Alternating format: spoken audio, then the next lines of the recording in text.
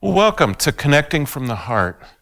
You found a place where you're so loved, and we're very glad that you have joined us today.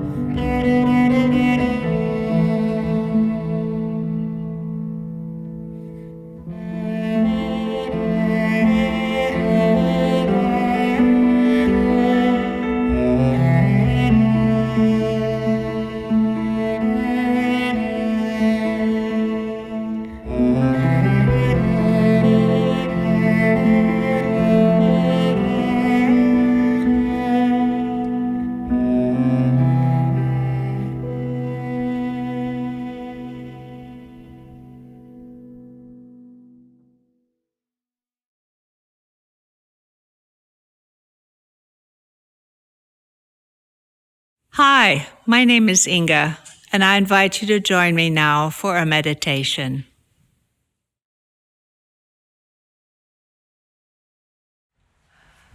As we shift our journey inward, to take some time to be with our innermost self, to be with that part of ourselves that we know is divine, that nothing can touch. It is pure divinity. We have been touched with that life, that love, that wisdom. Feel the atoms and cells of your body as they vibrate with energy and vitality. In them has been placed the rhythm of life, and you are responding as the expression of that life, expressing in you, as you, and through you.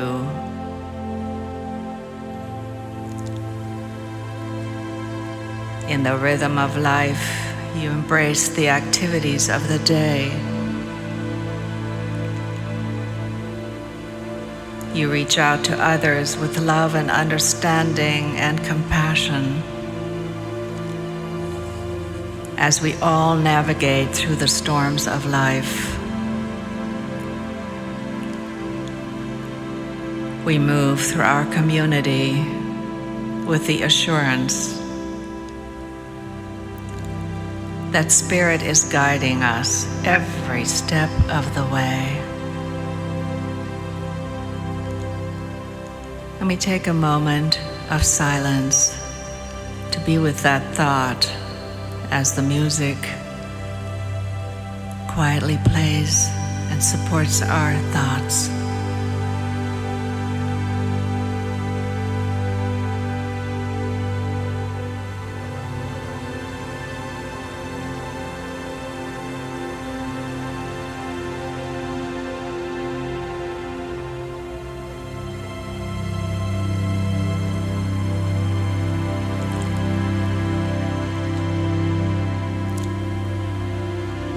Remember, you are not a physical being with a spiritual nature.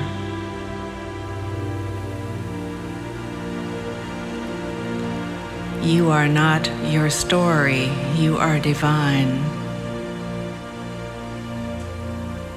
For you are a spiritual being with a physical nature.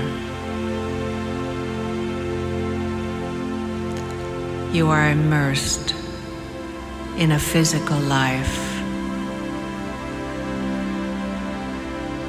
To be in the world, but not of it. To fully express your divinity in every thought, word, and deed.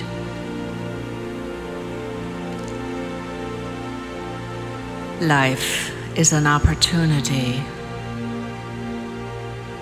So let us benefit from it. Let us live to the fullest. Let us live joyfully, not ignoring the hardships, not ignoring the dark side, but embracing them as part of life and being joyful in spite of it all.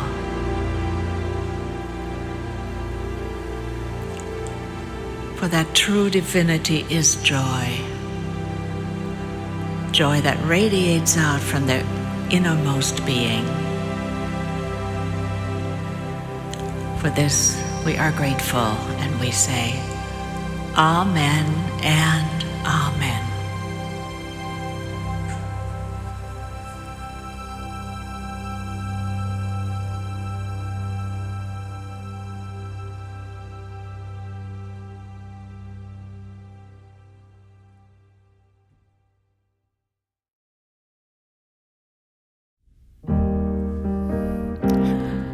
Hello everyone, I'm Darline, and this is Chris on the keyboards, on the piano keyboards, Can I say, those of you that are incarcerated, not really so much in a jail or a prison, but sometimes in our minds we can be. And unfortunately, I do have a son who is incarcerated. And he's been in there a little while. But I know that him being in there has made him think about a lot of things and about the mistakes he's made and things. And as a mom, you think sometimes it's your fault that you could have done better for them. But you realize that they're grown and they have to make their mistakes. So people, I need you to get ready. I need you to get ready for being broken out of being incarcerated in your mind, in your spirit, in your soul, in your heart. Because it is a new season coming. A new part of who you are is going to break free from being incarcerated in the prisons, the jailhouses, the outhouses, the mind, the soul, the body. So just get ready, people.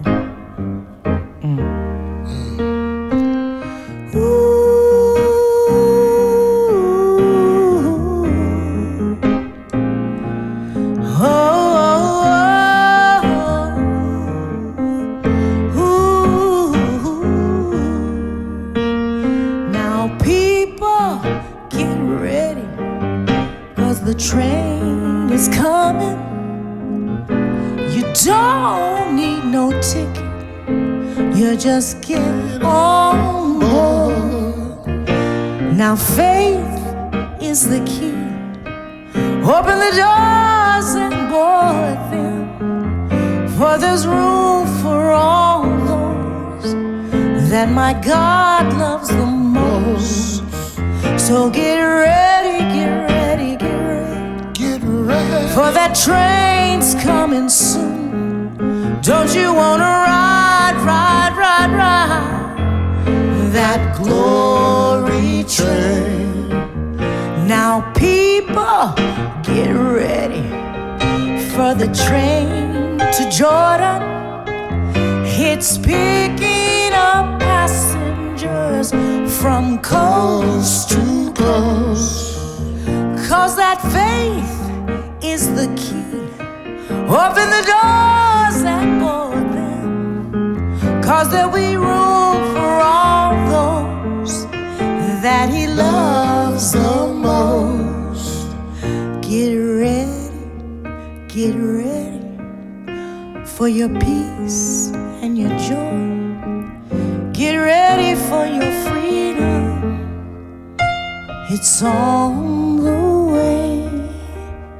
So people, I need you to get ready.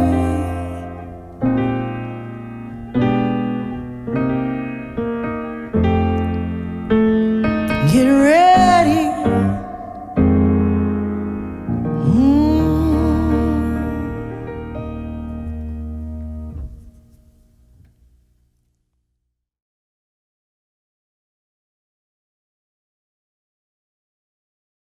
Hi and welcome. My name is Meyer. I'm a licensed clinical social worker and a therapist.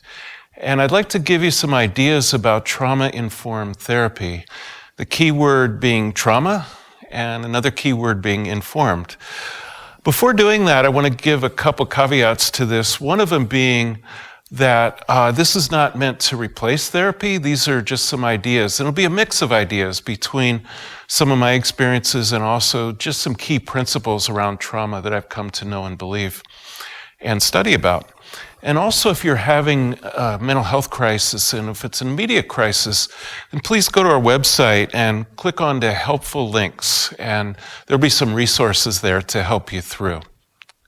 Trauma is a very serious topic, and it's a very impactful topic. As a therapist, I feel deeply affected by others' trauma, and that's one of the effects of trauma, is that we affect each other when we're going through it, in addition to what we're going through. So some of these principles are the ways we can support each other and the ways that we can support ourselves. And I've come to believe that we've learned more in the last 5 years about trauma than throughout human history. It's a very physiological and body effect. And I maybe want to start there. The trauma affects our nervous system. It goes right to our physical form. You can probably see it in anxious reactions to things, to how maybe our breathing might become more stilted, how we have more nervousness. And by the way, about nervousness, shaking is a really important thing that we often don't do. So we hold trauma in because unlike animals, we haven't learned to shake off trauma. Just wanted to fit that in. Trauma often stays with us in very impactful ways, and we could see those in the form of symptoms of trauma. Things like anxiety, depression, and hypervigilance, that being on call on our nervous system. One of the stories around that is when I was a little tiny therapist, I was first learning the trade, and someone came into my office and said that when they went through the parking lot, they could remember where everybody was standing, their posture, the proximity to their car, their facial expressions. That photographic memory was hypervigilance because they needed to do that to protect themselves. And that taught me a lot about how trauma is processed and how it stays in the nervous system very profoundly. So I'm going to tell you a little bit more about the nervous system as we go here, but first to talk a bit more about trauma itself so that we can all be more trauma informed.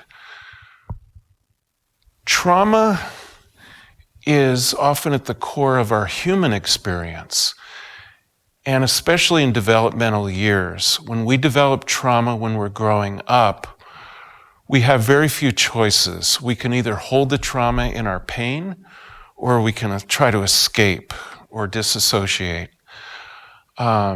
So for that reason, trauma also stays with us because we don't have the tools very much to process it.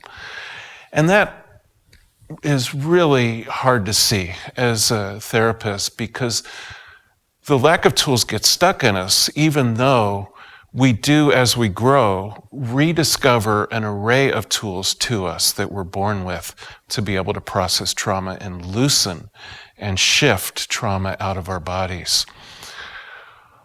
Trauma is very common. 2/3 of our population generally have experienced trauma firsthand. And 10% meet the diagnostic criteria for post-traumatic stress disorder in the DSM-5 manual, which is kind of the go-to manual for how to understand trauma clinically. So trauma comes in many forms. It can be that one-time event where we do witness something or we go through it, something happens to us.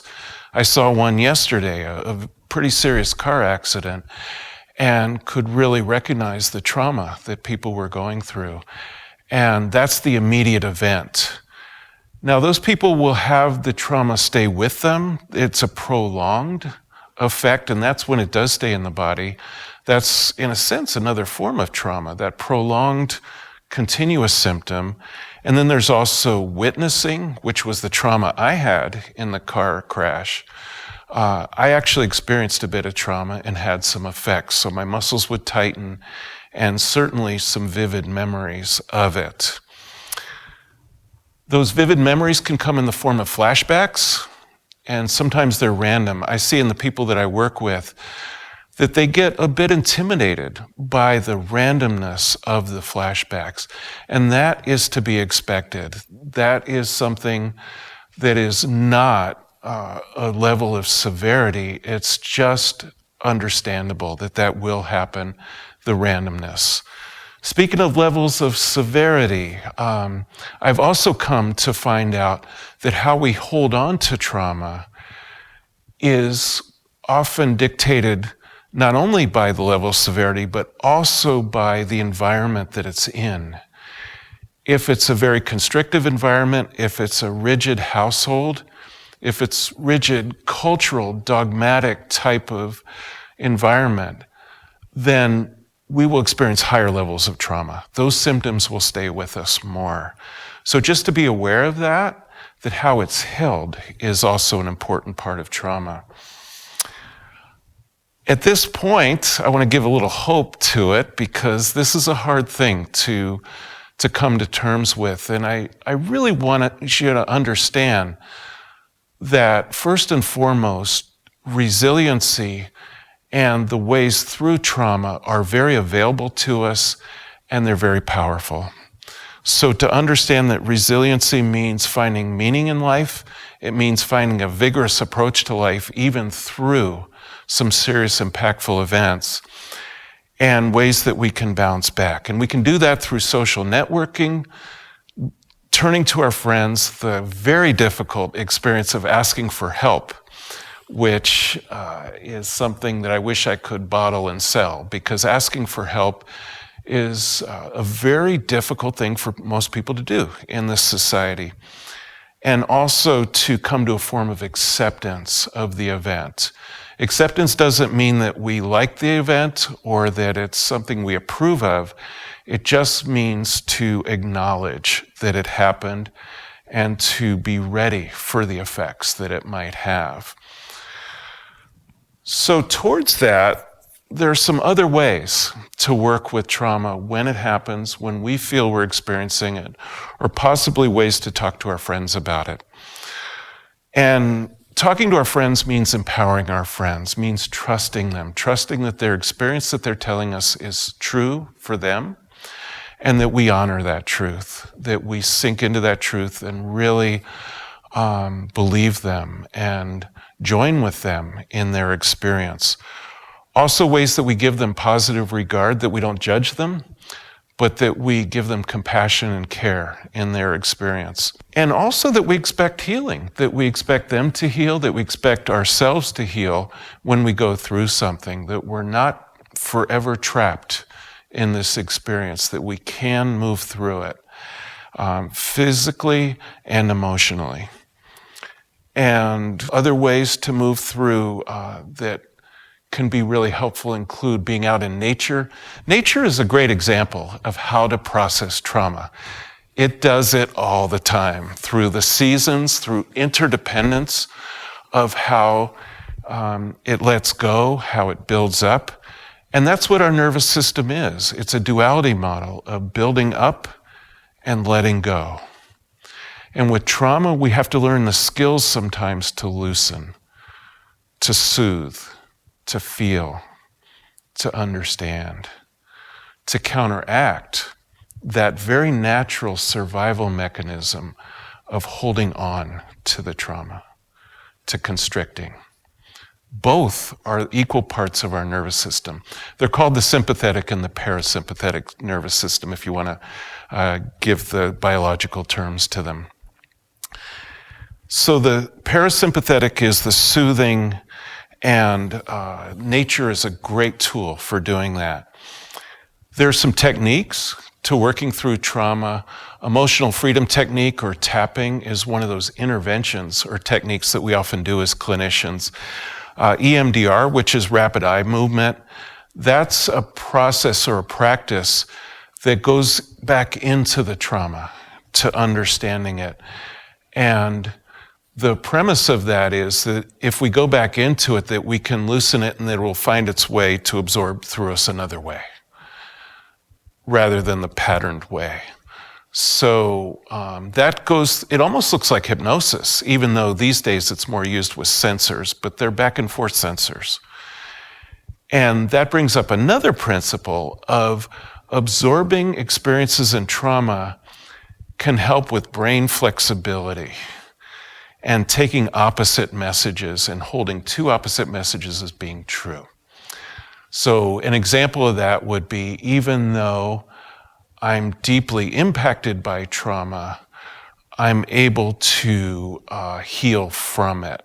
Both messages are true. And if we get stuck in one message or the other, then we're not allowing for that flexibility. And the clinical term for that is neuroplasticity, the flexibility of the brain. So, circling back to the idea of being trauma-informed is just understanding some of these principles, not necessarily understanding all of them. So in curiosity around trauma, any piece of this that you pick up and talk about with your friends is value added. It's great, and it helps trauma information. It helps that foundational place of understanding trauma. And from there, you can follow up either with treatment or with some of these interventions or practices. The term trauma-informed is not a hard and fast technical term that has a certain certification to it. It's more the diligence in understanding trauma first in life experience and ruling it out if it doesn't apply, but going to it to start off with understanding things like erratic behavior or things that we find problematic within ourselves that we just don't understand and that we're scared about. And so tuning into that can be trauma-informed, where we know that trauma has a human effect, that we understand it, and that's biological and it's emotional. That being said, organizations can now become trauma-informed in addition to individuals. And some of the ways that they can become trauma-informed means that they can know the impact of trauma, that they can see the symptoms of trauma, that they have policies to work with trauma effects, and also that they can avoid re-traumatizing people who have sometimes institutionally gone through trauma in that very place or in other institutions. So institutions are difficult places. They can be constrictive and can inflame trauma in certain ways, but they can also help recognize and support trauma experiences. So that's important to know when we're going to our workplace, when we're going to our medical establishment, when we're going to any particular institution, to understand and hope that they're trauma-informed and to ask about it. So I hope that this helps make you a little bit more trauma-informed. That's my ultimate hope in telling you a little bit about this. There's some resources, really endless resources, on how to find out more about trauma these days. Here in Oregon, there's a wonderful website called Trauma Informed Oregon, very rich in resources, and they'll respond to your questions if you want to ask them more about it. And some of the people doing some of the research on trauma and some of the therapies around it include Bessel van der Kolk, who wrote a beautiful book called The Body Keeps Score. And he made the connection between how we process trauma in the body, the somatic experience of trauma, and also the emotional experience, melding those together because they are together, they're intertwined. We can't separate them no matter how hard we try. And also Gabor Mate, who is a wonderful speaker. He's a World War II refugee who knew a lot firsthand about trauma from his Hungarian background. And so he became very versed in noticing how his own hypervigilance was getting in the way of his life. And he started to write about it. And he started to do it from a medical perspective as a doctor. And ultimately, he circled back to his human experience and is writing a lot of books on trauma lately and has done a 2-hour movie called The Wisdom of Trauma that I highly recommend. The graphics are amazing in this movie, and it's a good overview of how trauma is done. And also Tara Brach, who's a wonderful therapist, and she's very good at soothing the nervous system through coming through some of the soothing practices that can help make us more trauma-informed from our nervous system. So that, in a big nutshell, is an example of trauma-informed and hopefully helps define what trauma-informed is because it's referencing trauma. And I hope that you'll continue to reference it in a very mindful and a very compassionate way. Thank you.